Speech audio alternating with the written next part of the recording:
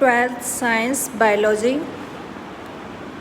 Last video में हमने बात की थी परागकण की। परागकण किसे कहते हैं?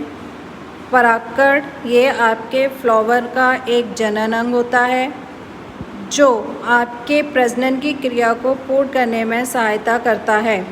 परागकण आकार, रंग एवं बनावट में विभिन्न होते हैं। इसकी व्यास जो होता है वो 25 से 50 माइक्रोमीटर होता है। यह 2 परतों वाली भित्ति से निर्मित होते हैं। इन 2 भित्ति एक कठोर होती है और एक आपकी सॉफ्ट होती है। कठोर भित्ति जो होती है उसे हम बायचोल कहते हैं। यह स्पोरोलेनिन की बनी होती है। परागकण में छिद्र पाए जाते हैं जिन्हें हम जनन छिद्र कहते हैं। इसकी सॉफ्ट यानी कि स्मूथ मुलायम भित्ति जो होती है उसे हम अंतःचोल कहते हैं। यह पतली होती है। यह सेलुलोज व पैक्टिन की बनी होती है। सेलुलोज जो इसे एक जेली जैसा बनाता है, वह पैक्टिन इसको बाहर से मजबूताई प्रदान करता है। परागकण में 2 प्रकार की कोशिकाएं पाई जाती हैं, एक कायिक कोशिका, दूसरी जनन कोशिका। कायिक कोशिका जो होती है यह बड़ी तथा मजबूत होती है। इसमें प्रचुर मात्रा में खाद्य पदार्थ, प्रोटीन पाया जाता है जो इसे मजबूताई देने में व इसके डेवलपमेंट में कार्य करता है तथा एक अनियमित आकार का केंद्रक पाया जाता है। इस केंद्रक का कोई आकार नहीं होता है। दूसरी जनन कोशिका। जनन कोशिका छोटी होती है। यह तुर्क आकार की होती है।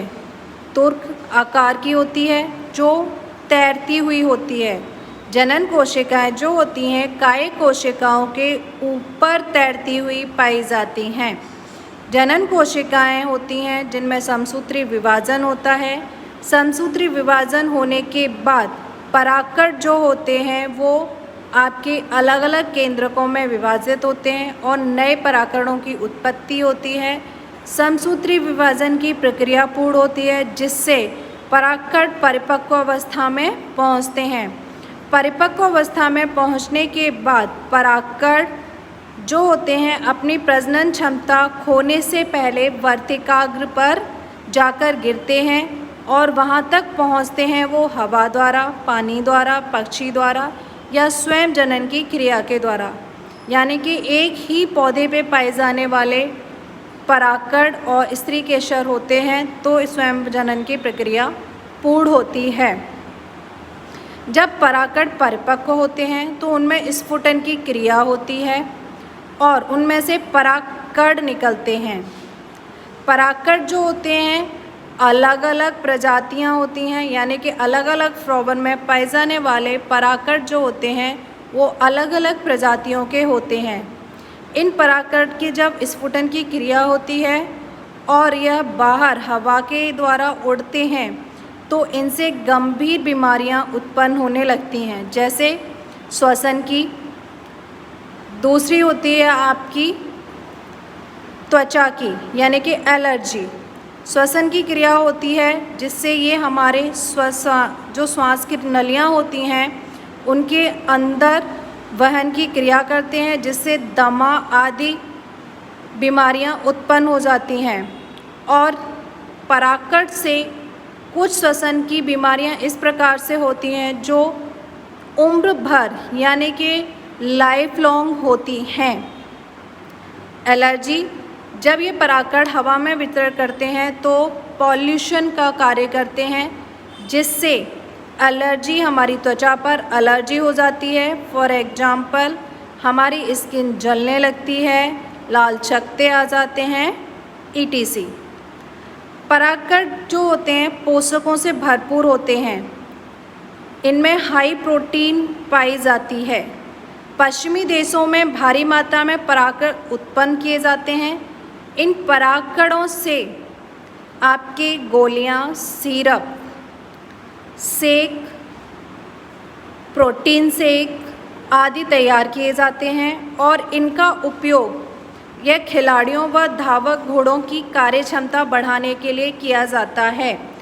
फॉर एग्जाम्पल, ये पराकोट जो होते हैं पोषक तत्वों, यानी कि इनमें विभिन्न प्रकार के मिनरल्स, प्रोटीन्स, विटामिन्स पाए जाते हैं, जिससे इनकी जो कार्य क्षमता होती है वो अधिक हो जाती है और यह खिलाड़ियों व धावक घोड़ों की कार्य क्षमता को भी बढ़ाते हैं।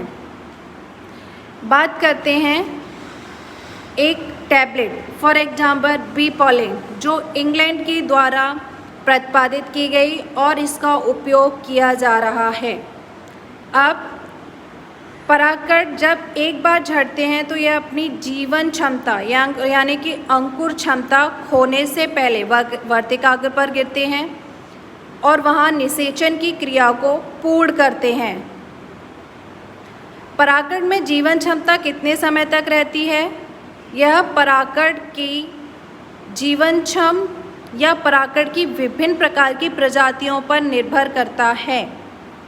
फॉर एग्जाम्पल, कुछ अनाज जैसे धान, गेहूं में पराकट अपनी जीवन क्षमता 30 मिनट यानी कि बहुत जल्दी खो देते हैं, जबकि रोजेसी, लिग्यूमिनोसी तथा सोलेनेसी कुल के सदस्यों, सोलेनेसी यानी कि आपके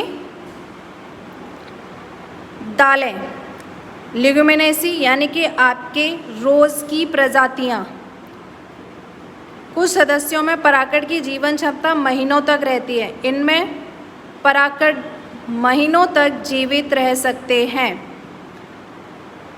और कुछ में यह कृत्रिम विधि के द्वारा इनको सुरक्षित किया जाता है और बाद में इनको हम उपयोग में ला सकते हैं।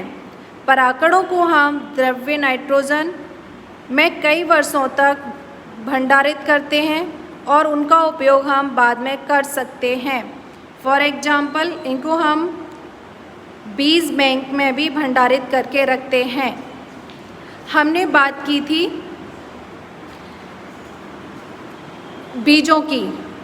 आप लोगों ने सुना होगा जैसे ह्यूमन में पाए जाने वाले हम लोग शुक्राणु और अंडाणुओं को भी हम कृत्रिम विधि के द्वारा संरक्षित करके रख सकते हैं और विभिन्न प्रकार की विधियों के द्वारा उन्हें उपयोग में लाया जाता है और उनसे हम प्रजनन की क्रिया को पूर्ण कर सकते हैं।